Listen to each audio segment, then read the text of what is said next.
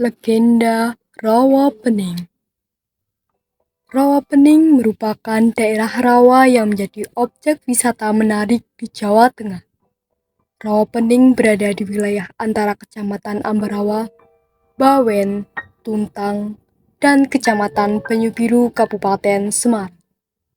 Rawa nan elok tersebut terletak di daerah cekungan terendah lereng Gunung Merbabu, Telomoyo, dan Gunung Ungaran. Tempat yang memang menghadirkan nuansa keindahan ini menawarkan keindahan alam yang menyegarkan mata memandang. Di balik keelokan yang terbentang itu, tersimpan sebuah cerita yang melatar belakangi terjadinya rawa tersebut. Pada zaman dahulu, terdapat sebuah desa yang asri di tanah kekuasaan Kerajaan Mataram, yakni Desa Ngasem. Desa Ngasem terkenal sebagai desa yang makmur, aman, dan sejahtera. Desa tersebut dipimpin oleh seorang kepala desa yang arif dan bijaksana, bernama Ki Selagondang. Ia memiliki seorang istri dan seorang putri cantik, bernama Endang Sawitri. Suatu ketika, Desa Ngasem akan menyelenggarakan acara sedekah bumi. Semua persiapan tersebut dipusatkan sekitar kediaman Ki Selagondang.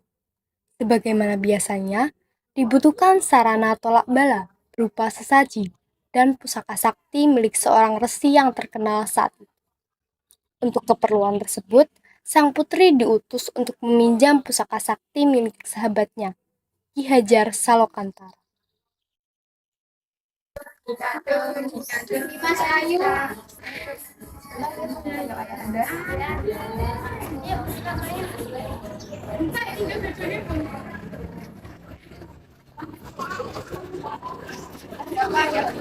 Sebentar lagi kita akan mengadakan sedekah bumi. Jadi aku mengutusmu untuk meminjam pusaka sakti milik Ki Hajar Salokantara. Baik ayahanda.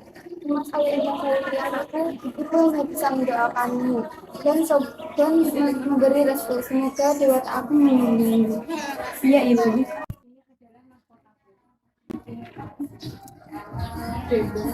Hati-hati di jalan, aku teriku. Iya.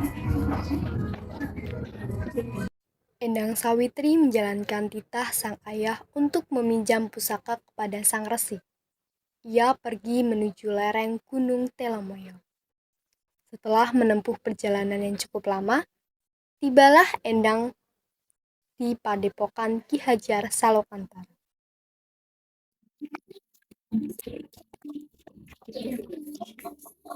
Sampurasun permisi.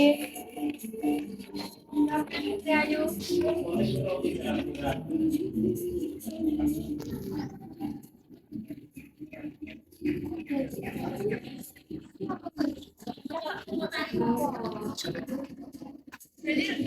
Rupanya putri dari Kakang Selagondang kalau menjelang yang cantik. Ada perlu apa Kakang Selagondang mengutusmu kemari, Cahyo? Begini, Ki, di desa akan diadakan bertiga. Ayahanda akan mengadakan pesta rakyat. Untuk itu ada syarat tolak balaknya. Untuk sesaji dan ubah rampeng bertiga. Salah satunya adalah pusaka sakti milik Ki Hajar Salokantara. Untuk itu saya diutus ayahanda untuk meminjam pusaka sakti milik Ki Hajar Salokantara kemarin. Baiklah, saya ambilkan sebentar ya.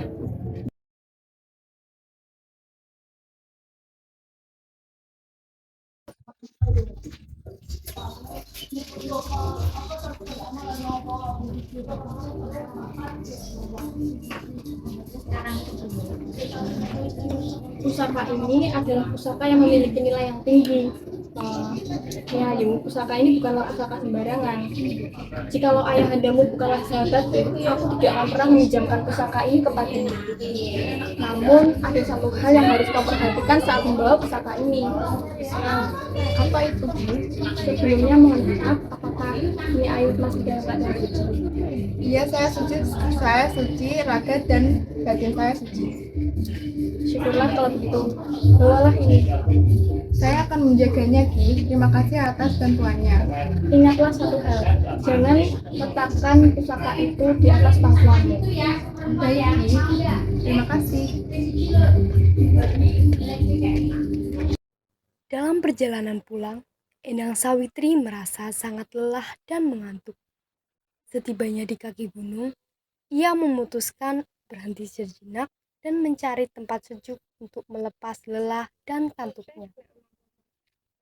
Ia beristirahat di bawah sebuah pohon yang rindang dan tertidur pulas. Karena merasa kelelahan, Endang Sawitri lupa akan pesan sang resi. Dia meletakkan pusaka sakti itu di atas pangkuannya.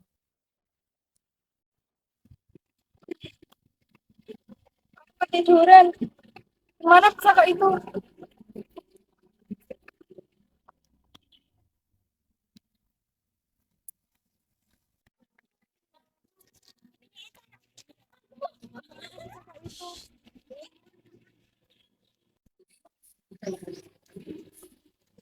Ampun ayah, bunda. Kenapa Nduk nangis? Maafkan aku, Ayah, Bunda. Pusaka itu hilang di jalan karena kelalaianku. Sudahlah Nduk, semua ini sudah kehendak Tuhan Dewata. Pantas saja ibunda khawatir akan keberangkatanmu. Sudahlah anakku, semua sudah takdir. Sekarang beristirahatlah. Ayah akan menemui Ki Hajar Salokantara untuk mencari jalan keluar dari masalah ini. Baik, Ayahanda. Hari itu juga, Ki Selagodang berangkat menuju padepokan Ki Hajar Salokantara untuk mendapatkan jalan keluar.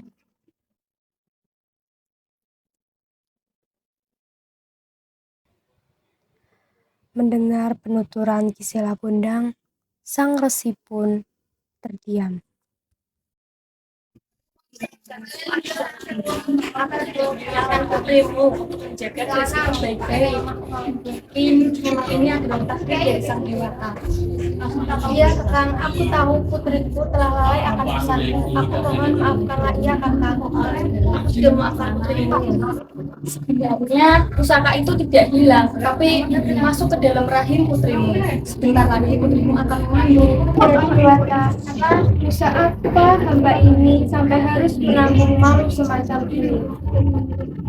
Kakang, apa ada cara yang harus aku lakukan agar putriku lepas dari kutukan semacam ini? Apa yang harus aku lakukan untuk menyelamatkan putriku dan keluargaku dari air ini?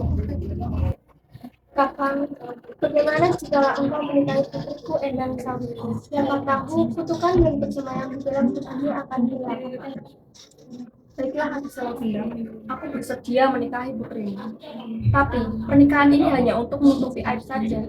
Setelah janin dari rahim putrimu lahir, pernikahan ini akan berakhir. Berserah kau saja, terima kasih sudah mau membantu selama. Kau jangan khawatir, meskipun putrimu sudah menjadi istriku, aku tidak akan pernah menyentuhnya. Aku akan pegang kepadamu, Kakak. Maafkan aku, Andi. Mungkin setelah aku memboyong mereka ke tempat tinggal yang sudah disiapkan, aku akan meninggalkan mereka untuk betapa. Karena aku akan memohon kepada Sang Yang Tinggi untuk melepaskan kutukan itu. Sudahlah, Kakak, aku tidak tahu harus berterima kasih seperti apa kepadamu atas segala kebaikanmu padaku dan keluarga. Tidak seperti pasangan lain yang baru saja menikah, Ki Hajar Salokantara memutuskan untuk pergi bertapa mencoba melepaskan Endang Sawitri dari kutukan pusaka sakti miliknya. Sebelum pergi, Ki Hajar Salokantara berpesan kepada istrinya. Di Ayu Endang Sawitri, aku menikahimu hanya untuk syarat saja. Aku tidak akan menyentuhmu. Aku akan pergi bertapa untuk menghilangkan kutukan itu. Jadi, jagalah dirimu dan kandunganmu. Setelah kau melahirkan, berikanlah pusaka ini kepadanya, sebagai tanda bahwa itu adalah anakmu. Setelah ia dewasa, suruhlah ia pergi untuk mencariku, untuk melepaskan kutukannya. Ya, Ki, semoga Dewata melindungi Ki Hajar, saya dan si bayi dalam kandungan saya. Hati-hati, Ki, di perjalanan. Hari demi hari berlalu dengan cepat. Kandungan Endang Sawitri pun bertambah besar. Ia menggantungkan hidupnya dari hasil mencari ikan dan bertanam sayur mayur di pekarangan gubuknya. Dekat gubuk tempat tinggalnya terdapat sebuah desa kecil yang jumlah penduduknya tidak seberapa. Untuk memenuhi kebutuhan hidupnya, tak jarang Endang Sawitri pergi ke desa tersebut. Setelah 9 bulan mengandung, Endang pun melahirkan. Tak seorang pun di desa tersebut sudi menolongnya. Para penduduk masih menganggap Endang merupakan perempuan tidak baik karena hamil tanpa suami. Dia gak punya suami. Sebetulnya aku kan melahirkan. Perutku sakit sekali. Siapa kau? Mengapa aku melahirkan anak naga? Ibu, jangan takut Ibu. Aku adalah anak yang kau lahirkan. Ini kehendak dewata. Saya mohon jangan takut Ibu. Ya anakku, ini mungkin sudah ketentuan sang dewata. Karena ibu dulu melakukan kelalaian. Maafkan ibu. Karena ayahandamu menitipkan pusaka ke ibu, akan menamaimu Baru Kelinting. Lihat itu, dia melahirkan anak naga. Dia pasti seorang penyihir. Dia sudah melahirkan seekor naga. Kampung kita sudah dalam bahaya. Usir saja dia. Dia membawa sial dalam desa kami. Kita usir dia. Dia sudah tidak pantas ada di kampung ini. Ayo kita panggil warga. Ayo. Ibu, Iya nak, ada apa? apakah aku memiliki seorang ayah? Tentu nak. Di mana dia sekarang, Bu? Mengapa dia tidak tinggal dengan kita? Anakku, Baru Kelinting, dengarkan ibu. Ayahmu adalah seorang lelaki hebat dan sakti. Dia bertapa di Gunung Telomoyo untuk melepaskan kutukan ini dari kita, nak. Apakah Ibu mengizinkanmu untuk menemui ayahanda? Karena kau sudah besar, itu mengizinkanmu untuk menemui ayahanda. Namun, ketika kau berangkatlah ketika hari gelap di sini. Karena takut warga ketakutan. Lalu ayah menitipkan ini untukmu. Pusaka yang dititipkan padamu untuk mengetahui bahwa kau anakku Baru Kelinting. Terima kasih, Bu. Aku akan selalu mengingat pesanmu. Sudah duduk di sana ya, banyak sekali saya yang mengintaimu di sana. Iya, Bu. Jangan, aku akan bertemu ayahanda. Ya. Dengan sedih hati, Baru Kelinting berangkat meninggalkan ibunya menuju ke pertapaan Jejer Salkantara. Dengan penuh semangat, Baru Kelinting melewati jalan terjal yang penuh rintangan. Setelah melalui perjalanan yang melelahkan, sampailah Baru Kelinting di tempat yang dimaksud oleh ibunya. Akhirnya, ia berhasil menemukan ayahnya. Permisi, Sampurasun. Apakah benar di sini adalah pertapaan Ki Hajar Salokantara? Ya, benar. Apakah sanak Bu? Ampun Tuan, saya Baru Kelinting. Saya adalah anak Endang Sawitri dari Tusangasem.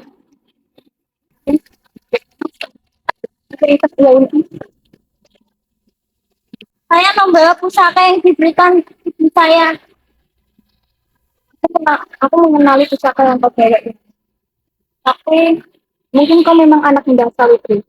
Tapi aku membutuhkan satu bukti lagi agar aku percaya bahwa kau adalah anakku. Siapa yang harus saya lakukan agar ayahanda percaya bahwa saya adalah anak ayahanda? Aku ingin kau melingkari Gunung Telomoyo ini dengan tubuhmu.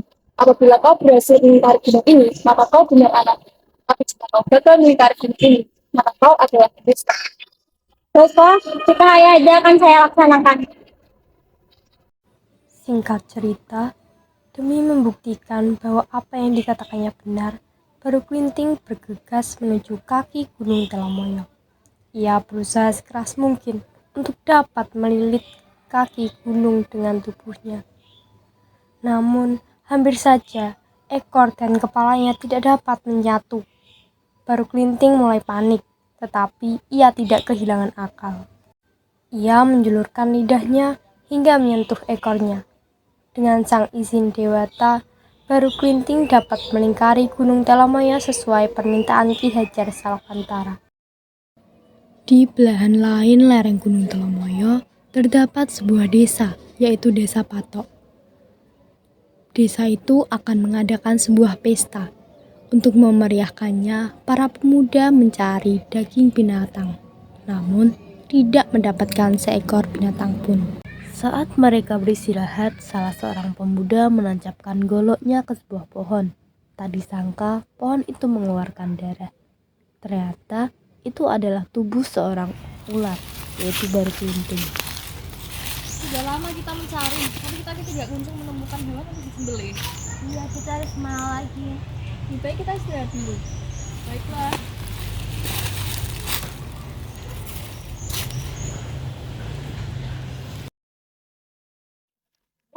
Pesta rakyat pun digelar. Daging ular dibawa dan sudah menjadi aneka hidangan. Di tengah-tengah acara, datanglah seorang anak laki-laki yang tak lain merupakan baru kelinting. Ia tampak kumal dan bau. Ia meminta makanan, namun tak seorang pun memberinya. Malah mereka mengusirnya. Satu persatu rumah ia datangi. Akhirnya ia tiba di sebuah gubuk yang ternyata rumah seorang janda bernama Nyai Latung.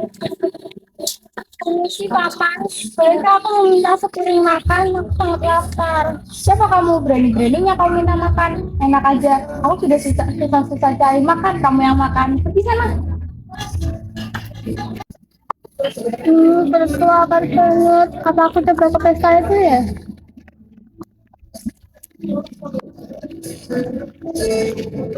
Paman, bolehkah saya minta segelas air? Saya sangat haus. Ngapain kamu di sini? Amis banget, bau naga. Pergi sana.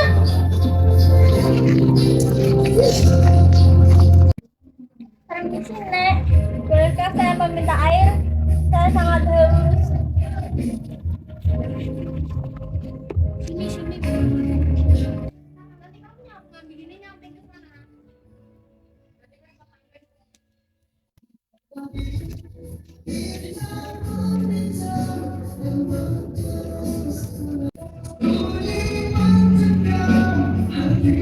Minumlah nak, ini airnya.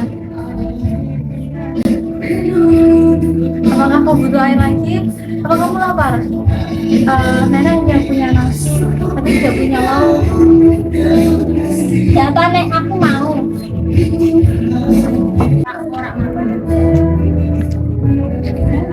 Ini nak nasinya, makanlah. Makasih Nek. Kamu dan gimana ayah dan ibumu? Nama saya baru kelinting Nek. Saya tidak tahu di mana ayah dan ibuku berada.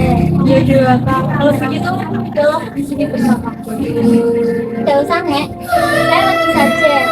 Kita ini sangat sehat, tapi Nek begitu baik hati.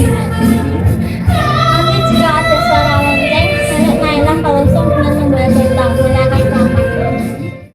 Sesaat kemudian baru kelinting berlari dari rumah Nyai Latung dan kembali ke keramaian pesta. Ia marah. Ia berdiri berkaca pinggang dan mengadakan sayembara dengan menancapkan sebatang lidi ke tanah. Ia menantang para warga untuk mencabut lidi tersebut.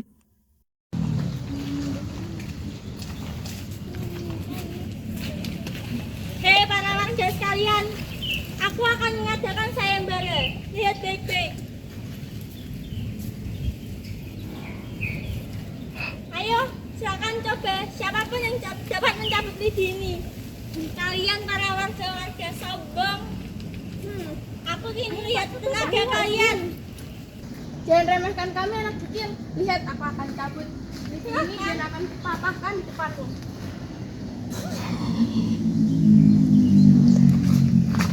Lelah, begitu aja nggak bisa. Kayak gini loh.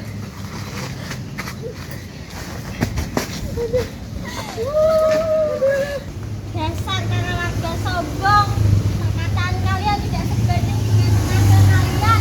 Lihat ini. Dengan ajaibnya, lubang bekas tancapan lidi tersebut menyemburkan air yang sangat deras. Semburan air semakin lama semakin deras dan menjadi air yang kesangan. Air mulai mengenangi Desa Patok. Semua penduduk berlarian menyelamatkan diri. Di tempat lain, Nyai Latung mendengar bunyi kentongan. Ia merasa heran dengan datangnya air yang besar. Ia teringat pesan Baru Kelinting untuk segera naik ke atas lesung dan membawa centong. Apa Baru Kelinting sebenarnya?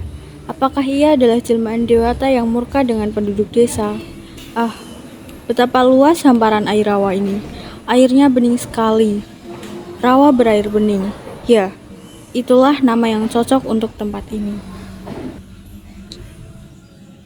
Nyai Latung memutuskan tinggal di pinggir rawa tersebut. Ia menamakan desa yang tenggelam itu dengan nama Rawa Pening, berasal dari genangan air bening yang membentuk rawa-rawa.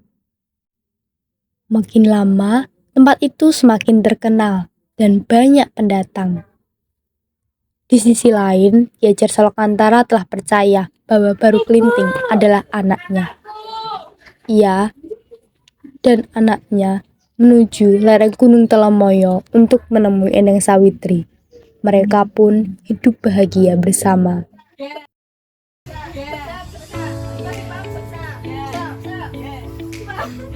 Setuju, usir, usir.